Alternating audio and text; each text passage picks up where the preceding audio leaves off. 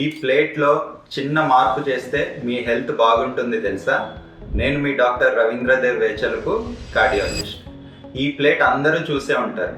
Indian హోమ్స్లో ఈ plate అనేది భోజనం చేయడానికి కానీ టిఫిన్ చేయడానికి కానీ యూజ్ చేస్తాం. ఈ ప్లేట్లో ఈ భాగంలో రైస్ కానీ చపాతీ కానీ తింటాము.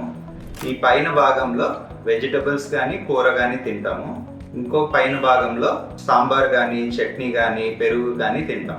రైస్ ఆర్ చపాతీ తినే భాగాన్ని మనం తగ్గించేసుకొని వెజిటబుల్స్ కానీ కూర కానీ తినే భాగాన్ని పెంచుకొని, అలాగే పెరుగు కానీ సాంబార్ చట్నీ తినే భాగాన్ని కూడా పెంచుకుంటే మీ హెల్త్ మెరుగవుతుంది. దీన్నే బ్యాలెన్స్డ్ డైట్ అంటారు. బ్యాలెన్స్డ్ డైట్ అంటే మనం తినే భోజనంలో 1/4 పార్ట్ కార్బోహైడ్రేట్స్ ఉండేటట్టు చూసుకోవాలి, 1/4 పార్ట్ వెజిటబుల్స్ ఉండేటట్టు చూసుకోవాలి, 1/4 పార్ట్ ప్రోటీన్ ఉండేటట్టు చూసుకోవాలి, అలాగే 1/4 పార్ట్ ఫ్రూట్స్ కానీ డైరీ ప్రోడక్ట్స్ కానీ ఉండేటట్టు చూసుకోవాలి.